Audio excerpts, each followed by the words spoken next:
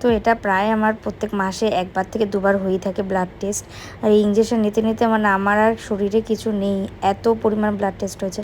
Hello friends, my dreams and dreams লাগে সবাইকে স্বাগত। আশা করছি সবাই খুব খুব ভালো আছে, আমিও ভালো আছি। চোখ মুখের অবস্থা একদমই বাজে, এই রক্ত দিতে দিতে আমি পাগল হয়ে যাচ্ছি, আর বলো না তোমরা। তো যাই হোক, আজকে ব্লগটা আশা করি তোমাদের খুব ভালো লাগবে, প্রত্যেকটা জিনিস তোমাদের সাথে শেয়ার করবো। তো বেশি বকবক না করে চলো ব্লগটা পুরো দেখতে থাকো। আজকে সকালবেলা চলে এসেছিলো বাস বাড়িতে, তার কারণ প্যান্ডেল আজকে থেকে স্টার্ট করে দিচ্ছে। 2 দিন আগে থেকে স্টার্ট করেছে, তার কারণ দিনে দিনে প্যান্ডেল করলে না শেষ হবে না, একদিন আগে থেকেই ওরা হাতে নিয়ে করেছে। আর আমাদের সব প্যান্ডেল তোমরা জানোই রাকেশদা করে থাকে, তো এটাও রাকেশদাই করেছে পুরোটাই। তো তোমরা জানিও প্যান্ডেলটা কেমন হচ্ছে, কালকে তোমাদের সাথে পুরোটাই শেয়ার করে দেবো। আজকে জাস্ট অল্প একটু ক্লিপিংস তোমাদের সাথে শেয়ার করলাম। আর ভাই এসেছিলো আগের দিন রাতে, কারণ ও আর ওর দাদা দুজনে মিলে ইডেনে গেছিলো খেলা দেখতে। আর এখানে আমিও রেডি হয়ে গেছি, আমিও একটু বেরোবো আজকে। তো আজকে একটু না বেরোলেই নয়, এই অবস্থা তো বেরোতে হচ্ছে আর কি। এখন যাও পার্লারে, লাস্ট মোমেন্ট, ওটা না গেলেই নয়। তো বাবান এখন আমাকে দিয়ে আসবে, আসার সময় আমি একাই চলে আসবো। তো চলো এখন আর লেট করবো না, অলরেডি 12টা বাজে। আমাকে আজকে আবার মেহেন্দি পড়াতে আসবে, বাড়ি এসে আবার খাওয়া দাওয়া করে ওর জন্য প্রিপেয়ার হতে হবে। তো এখন আর লেট করবো না, তো চলো মেহেন্দিটা পার্লার থেকে ঘুরে আসি। তো বাইরে বেরিয়ে দেখি ছাদের ওপরটা বেশ অনেকটাই প্যান্ডেল হয়ে গেছে। আর এখানে বাবান আর আমি দুজনে বেরিয়ে গেছিলাম।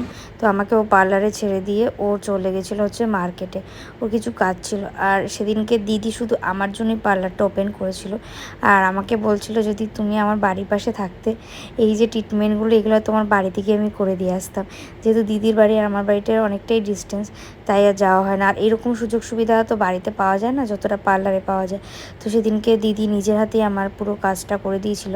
তাও আরও 2টো কাজ করতাম, বাট টাইমের জন্য আর পারিনি, কারণ বিকালে আবার মেহেন্দি পড়াতেও আসবে, ওর জন্য তাড়াতাড়ি করে আমি বেরিয়ে গেছিলাম। হচ্ছে আমাদের প্যান্ডেল আপাতত এত দূর হয়েছে, কি সুন্দর লাগছে আমার, কি বলবো। ওই জায়গাটা হবে হচ্ছে খাবার দাবার রাখার জায়গা, আর এই জায়গাটা পুরো ওপেন থাকবে, ওপরে ছাতা দেওয়া থাকবে। এই জায়গাটা হবে খাওয়ার জন্য। আপাতত এত দূর কমপ্লিট হয়েছে, এই সাইডটা হবে, আর এই জায়গাটা হবে আমার ব্যাকড্রপটা। অলরেডি টেবিল চলে এসছে, এই টেবিলটা আমার খাবার দেওয়া হবে আপাতত। কালকে আবার পুরো সাজানো হবে, সুন্দর লাগছে, আমার তো খুব পছন্দ হয়েছে, দারুণ লাগছে। তো বিকেলবেলা আমাকে মেহেন্দি পড়াতে চলে এসেছে, বিকেল বলা যায় না, ওকে বলা হয়েছিল 4টে সাড়ে 4টে আসতে, ও 3টের পরে মানে 3:30 দিকে প্রায় চলে এসেছিলো। কারণ ওর একটা এক্সাম ছিল, তাই ও বললো যে আমি এক্সাম দিয়ে আর বাড়ি যাইনি, আমি ডিরেক্ট তোমার কাছে চলে এসেছি। তো আমি খেয়ে দিয়ে উঠে সবে বসে পড়েছি।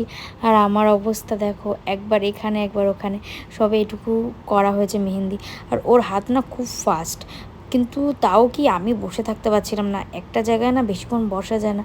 তোমরা নিজেরাও জানো, যারা মা হয়েছো সবাই জানো যে এতক্ষণ বসে থাকা অসম্ভব ব্যাপার, মানে একটা জায়গায়, তাও আবার। আর ও এত নিখুঁত কাজ করেছে না, আমি যেরকম বলেছিলাম তার থেকেও সুন্দর করেছে। মানে কয়েকটা জায়গা হয়েছে যে ও আমার সাথে ডিসকাস করছে, দিদি এই জায়গাটা এরকম করে করো, তাহলে বেশি ভালো লাগবে।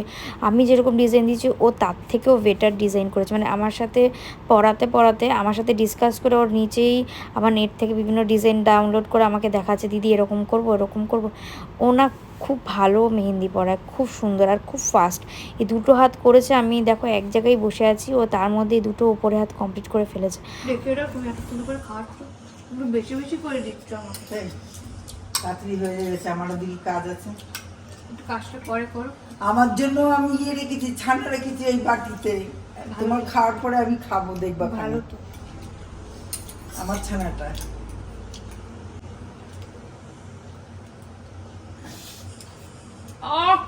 ভীষণ খাবো, কখন ভীষণ খাবো না, ভীষণ খেয়ে যাবো।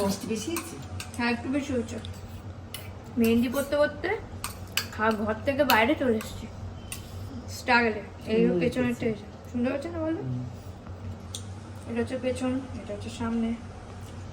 এই যে মেহেন্দি আর্টিস্ট, তুমি একটু সরে যাও, দেখিয়ে দাও একটু। বেচারি স্ট্রাগল আরো বেশি আমার থেকে, আমাকে সহ্য করছে। মুখেটা শেষ হয়নি, দাঁড়াও, মুখেটা শেষ না করতে দিয়ে দিচ্ছে আমায়। কি নিয়ে এসছো? ডাল দিয়ে ছানা করেছো? না না, ওই মধ্যে ডাল দিয়ে। আর কয় কামড় আছে, আর খেতে পারছি না আমি।